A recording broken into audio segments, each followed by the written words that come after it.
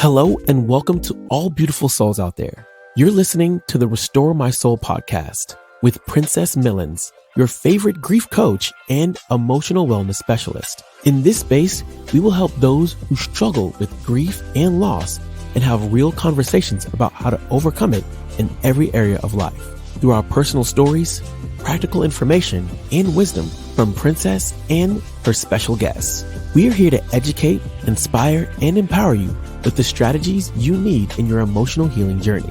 We do not offer medical advice, but we believe that we can all learn to heal by creating a mindset to grow past our pain and push toward our purpose. Our goal is to remind you that grief is a journey and you do not have to walk it alone. No matter what the pain or loss is, you can be restored and live fully in your purpose. So let's push through the pain together as we share our stories of resilience, one episode at a time. Welcome in, everybody, to another episode of the Restore My Soul podcast. I'm so elated that you're here and you're listening, you're watching from wherever you are. You know that this is a place where we educate and we inspire you on your emotional wellness journey. And I am your host, Princess Millens, your favorite grief and emotional wellness coach. And I'm just so blessed to be here to present this next episode, because I believe that we all can create that mindset that we can grow past our pain and push through to our God-given purpose. So that is the sole place for Restore My Soul, from my microphone to your ears, and from our guests who are so transparent about their journeys. And we have a special guest today, so very, very special to me. I had the pleasure of meeting her for the very first time. We had been Facebook friends, or social media friends, for a few years, and I had the pleasure of meeting her just quite recently in the last couple of months. Our guest today is Angelina Squire, and she is a mindset and mastery coach and a writer, a best-selling author. She is a life speaker. I would call her an empowerment speaker. And she is also a wife, a mother of 3 wonderful children, and her oldest is autistic. And I like to call that special abilities. All right. So Angelina's childhood pain and increased her burning desire to help other people and to no longer see other people hurting, right? Becoming a part of that solution in 2015, she began to help women clarify their thinking, grow into their potential, and regain balance, right? And this landed Angelina into the coaching seat. And in 2016, Queens Awakening LLC was born. And her drive and love to help families and help people who nurture special needs children overcome their personal struggles, Angelina and her husband created Unique Heart Foundation, right? They created the foundation, Unique Hearts Foundation, and that's for autism and various disabilities. And she gives these families a meaningful life outside of their disabilities to guide them in that direction. And so she continues to be an inspiration to everybody, even through her book projects and everything that she has going on in her community of people who she serves. So I want to welcome today to the podcast, Angelina Squire. Thank you so much for being here and blessing us today. We know we're going to have a powerful story today. Thank you for having me. Absolutely. I know we're going to have a powerful conversation. I know that you have a powerful testimony and a powerful story of some things that you had to overcome, some things that you had to push through, right? And we just want to make sure that, you know, we are in this place where we're helping others. So I love that about you. that every single day, in every single way, you're able to embrace and even serve other people, even through the pain that you have been through, right? And to give people strength and hope and the growth that they need to overcome life's obstacles. So I know there's so much, right? There's to unpack. So I just want you to kind of start off by maybe sharing some things with the audience about who you are and some things that you had to overcome in your life to be the coach that you are now. Thank you. As she said, and thank you for that great introduction. If I had to sum it all up, who I am someone just like you who have journeyed through some hard places, right? I experience universal pain, but it has a universal anointing. So I pray that after you hear some of the things that I've gone through today, that you can understand that for yourself, because the pain that I've endured, there are so many others enduring that same pain, but they are not at that place where they know that it's something, that God can actually utilize. So I had to journey through these dark places, and some of those places are, rape. I've gone through alcohol abuse, and also, as she mentioned, I have an autistic son, and I'm going to start there because with the birth of my son, we experienced negligent, right? But it was not our fault. So in my ninth month, I go into the doctor, a routine visit like we do when we're pregnant, and they discovered protein in my urine. So the doctor at that time, he said, well, you have what is called toxemia. And I'm like, okay, well, what is this? It's also called preeclampsia. And they say that it's something when you have abnormalities in the placenta. But as time went on, I went to, have my son. I ended up in full labor. I developed grandma's seizures while in full active labor. So I awakened, I'm in a room, I'm all by myself. I had no idea that my son was even born. And in that moment, I had lost my memory for a short period of time. And when it did come back, I'm looking down, at my stomach. My baby is gone. So I began screaming. And I'm sure that it was so violent, that this nurse, she ran so fast. I literally saw this white uniform just fly past the door. She was moving so fast and she came in and she said, what's wrong? So I was trying to say, where is my baby? Because my last memory was, you're in the hospital.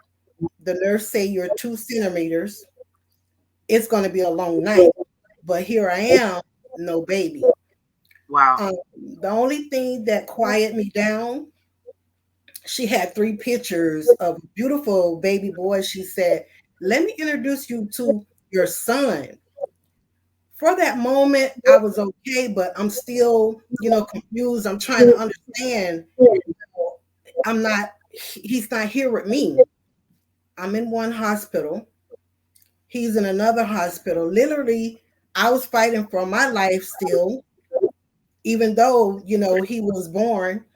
He was in another hospital, fighting for his life. He flatlined a couple of times. He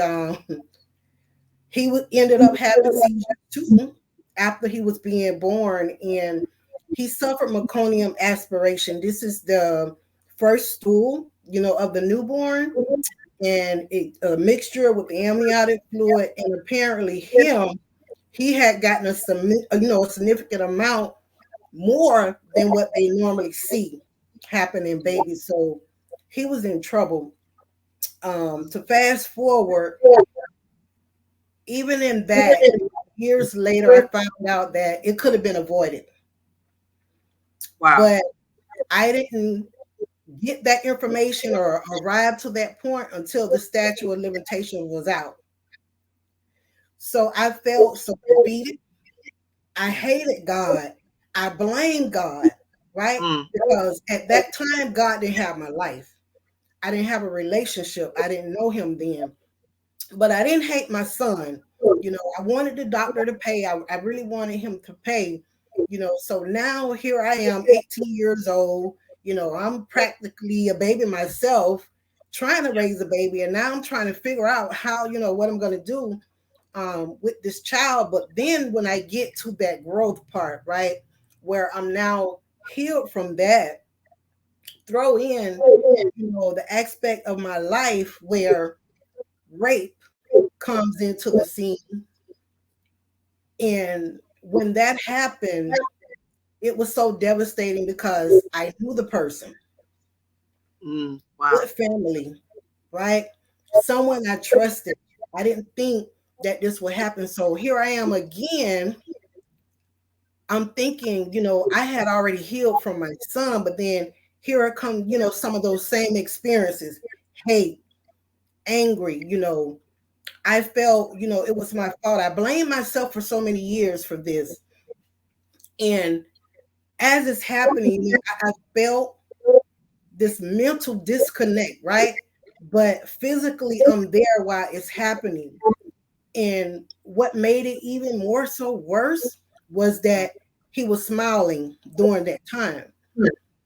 And I turned my head to the wall, and it took me years to get to this place where I can say it without even breaking down to even say the word rape. Yeah. I remember saying, just let me die. Just let me die. I'm pretty sure it wasn't a long time, but to me, it felt like, forever. I just say, just let me die. Yeah. And the reason why I mentioned that, because that's one place where we have so many women, boys, and men who have become silenced, by that. And I went to the rape first before my home experience, with my father being an alcoholic, because that was my first place really of believing that a woman's voice doesn't matter. So although my father was, a great physical provider, loving man, when he had that part of him of alcoholism. And my mother would try to, intervene or, tell him, don't say these, nasty things, or down talk her. So I saw her become silent. So as that little girl, that was my first impression that a woman's voice carries no weight. That no matter what you go through, no one is going to believe you, so you're better quiet. Yeah. So in that moment of rape, I literally felt like that little girl, that if you say something, they're not going to believe you. And so I believed that. And that belief was true because I made it true, right? I believed it. And I blame myself for that. But through all of that, I realized that silence is really a faulty safety net. We think that, okay, if I just keep it to myself, it'll go away. I'll just keep it to myself. It'll go away. Yeah. It may go away for some time. It may go away for years. But let me tell you, it will come back with a vengeance. It sure will. Because like 15 years after that, I'm now married. Didn't tell anybody but one best friend. So it was just me and her only knew at the time. And I began having nightmares. So my husband would shake me up. He would say, wake up, honey, wake up. You're screaming. So I say, you're crazy. No, I'm not. Let me go back to sleep. But one night I screamed so loudly, but it was different this time. The rape came back. The memories came back. It was as if it was happening all over again. But I say this to say, I thank God for that moment, because now that became a safety outlet, letting me know it's time to say something. It's time to face this, because if you don't face something traumatic, it's just going to keep occurring. And you're actually mentally reliving it, whether you know it or not. Yes, you are. But I want people to understand that even though we go through something so painful in life, there is a place, there is a space and time where we can remember painful things, but without the anger attached to it, without the rejection attached to it, Mm. right? Without that pain attached to it. But it takes inner healing. It takes Yes, inner it healing. does. Yes, it does, and that is such a powerful testimony of just going back the difficult birth that you had, the rape that you had to go through, the things that the challenges, the things even in your childhood. And this is what I know is sometimes that blame and guilt sometimes redirect our lives in such a way that we start responding in a way that it prevents us from healing, right? It prevents us from healing. And we begin to suffer in silence a lot of times. And so I believe that how we respond to something, it starts kind of, we learn how to respond in our childhood. So I heard you say about even how your dad was responding to you, and how that kind of silenced your voice, and how it kind of taught you indirectly that your words are not powerful, your words are not valuable, and things like that. And so as we respond or learn how to respond to the things in a healthy way, that takes some work, right? That takes some Yeah. work. So can you kind of talk about some of the work that you had to do behind after all of these things has happened to you? You're now in a marriage, right? You're now in a marriage where you were blessed to find this man of God. You were blessed to find him, and and you're still in this place where you're even having nightmares, right? So can you talk to us a little bit about the work that you had to do to be able to bounce back from those things and to get truly healed from the things in your past? The work that I've done, I like to call it dirty work. Okay. And the reason why I call it, dirty work is it's really internal work. Because for years I found myself trying to fix me up outside, Mm, you that's know, good. put on a nice lace front, put your makeup on, put on your jewelry, you know, maybe I can pretend to be okay. Nobody would know, but Listen. that is a lie. That is it's really a prison cell for your potential, for your Mm, destiny, for your future. It becomes a holding cell of everything that God wants for you, but it becomes locked away because you're pretending, right?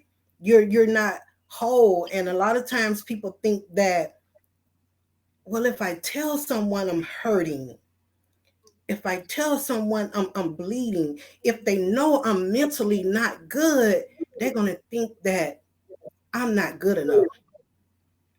They're going to think, well, I'm too messed up for God to use. I'm a living witness that no one is too messed up for God to use. So the first place I had to start with was forgiveness. mm, that's And good. it wasn't even forgiving the doctor first. It wasn't even forgiving my father first. It wasn't even forgiving my mother because I blamed her too, right? That was my mother. I was like, why didn't she save us? My brother and I, why didn't she save us? But see, part of that inner work, I had to also now understand that she was traumatized as well. So she can only do what she could do from that space. But forgiveness first started with me forgiving myself. Forgiving myself, for calling myself stupid, for feeling, shameful, forgiving myself for even blaming myself. I had to understand that we're not responsible for, how people treat us. That goes for our parents, our loved ones. Um, that's not my fault. You can't control anyone. But part of that forgiveness also came awareness. I had to really become aware that I was really messed up. There is no such thing as pretending, because one wound will expose another wound. That's why I talked about those different places in my life, because all of it's still intertwined together. Yeah. It all intertwined together, so that forgiveness begins first with yourself, right? Yeah. And another thing that helped me, like being, a special needs mother, I didn't understand that there is a level of grief when it comes to special needs mom. Because see, what happened when we talk about grief, the universal, I would say, thing that come up is you lost a loved one. You lost a loved one. Yes, that is true. But that's not grief all in one. There are different legs of grief. So with my son, right? Every mother, when we become pregnant, the only thing we have in our mind, we're not thinking about anything else. We know we're going to have this perfect baby, right? We know we're going to have this perfect baby. We're not expecting, anything to go wrong. So when life happened, right, we have to understand that we live in a world. We do have a real enemy. There are Yeah. things that's going on, and no, God does not cause your child to become artistic, disabled, whatever. I had to learn that, right? And within that, all of those images that we build up about the special need, well, before that, about our child, we see them going to college, we see them going to their prom, their first date. We have all of this planned out before we even meet this child. So then when you're hit with, oh, your child is going to be autistic. Yeah. At 3, he stopped talking. At 5, he was diagnosed as autistic. So when I healed and thought that everything was over, because he hit all his milestones, he walked on time, he crawled on time. At 2, he had words, he had full sentences. I thought, okay, clearly everything okay. But then 3, and like Yeah. everything went in reverse.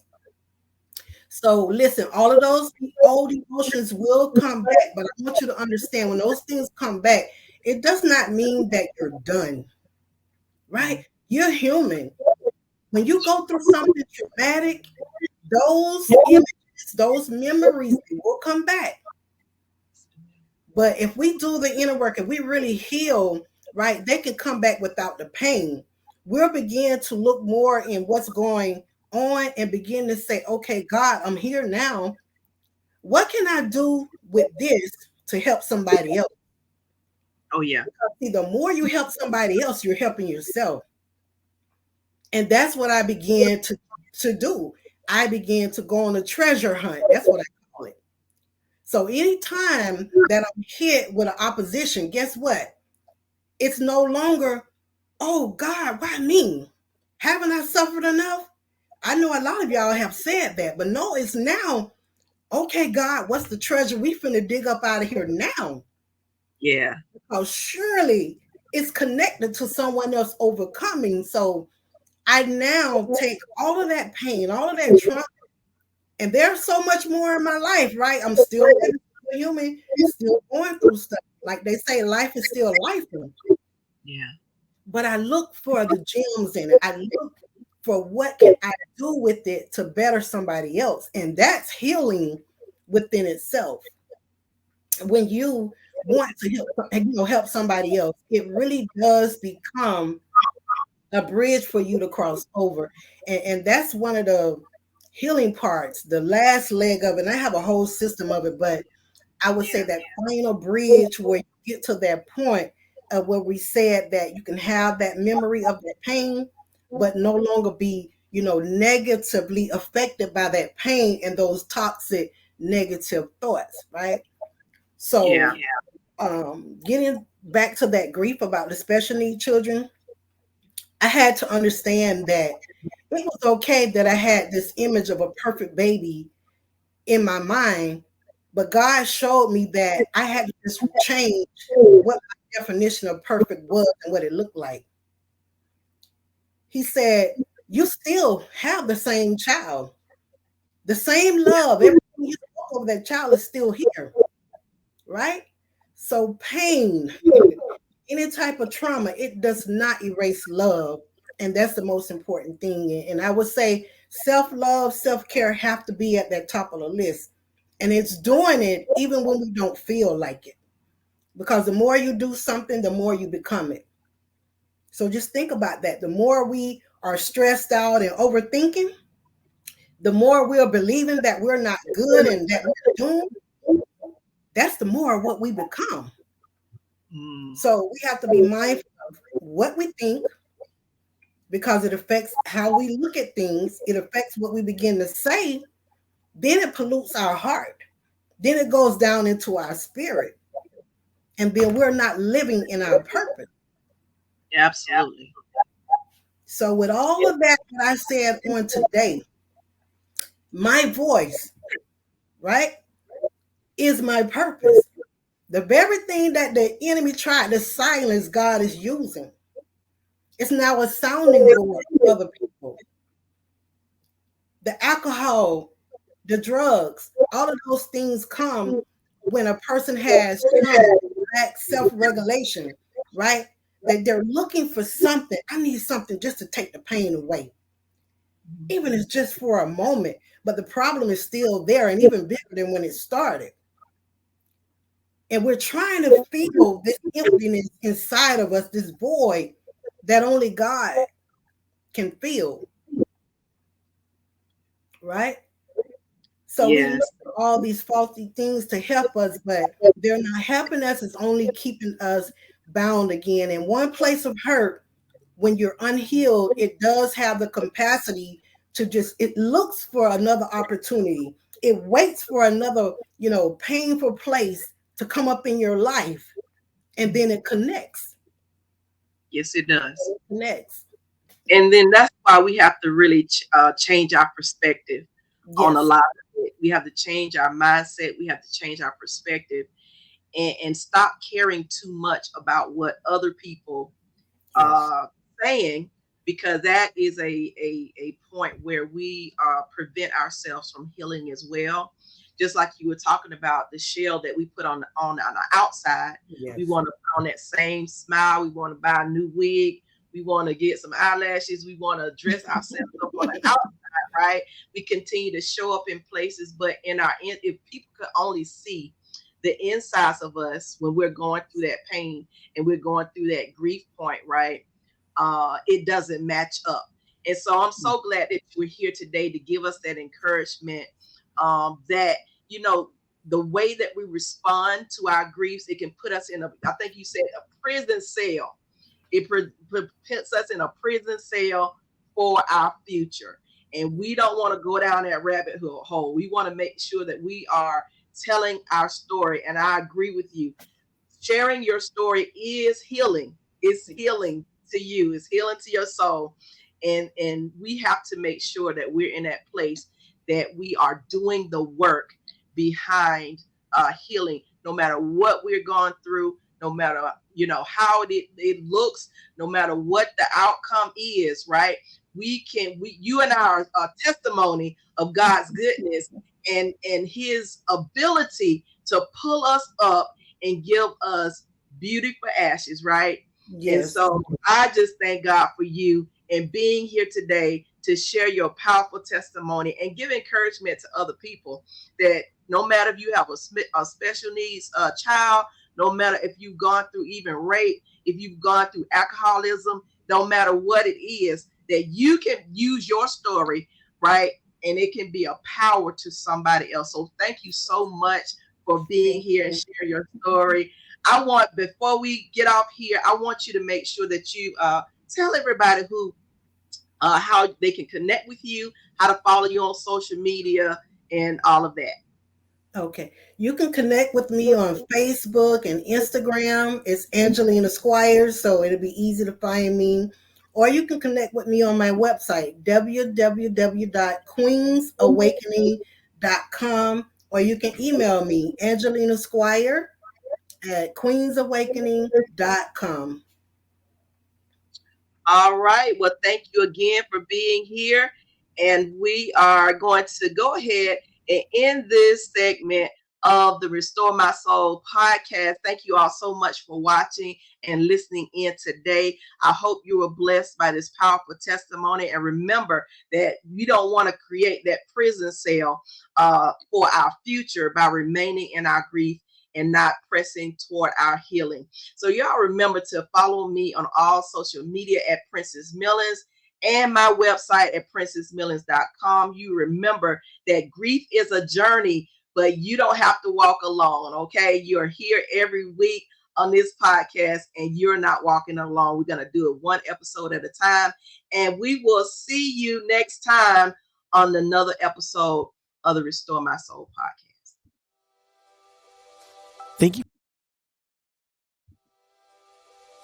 Thank you for joining another episode of Restore My Soul podcast. Be sure to listen and watch each week as we continue the conversation on how to bounce back from the setback of grief and loss and to become resilient so that you too can thrive in life. Don't forget to like and subscribe so that you don't miss out on any new episodes, and share this with as many people as possible so they can be encouraged in their emotional wellness journey. We invite you to follow Princess Millens on all social media platforms and on the website at princessmillens.com. Thank you for listening, and we'll see you in the next episode of the Restore My Soul podcast.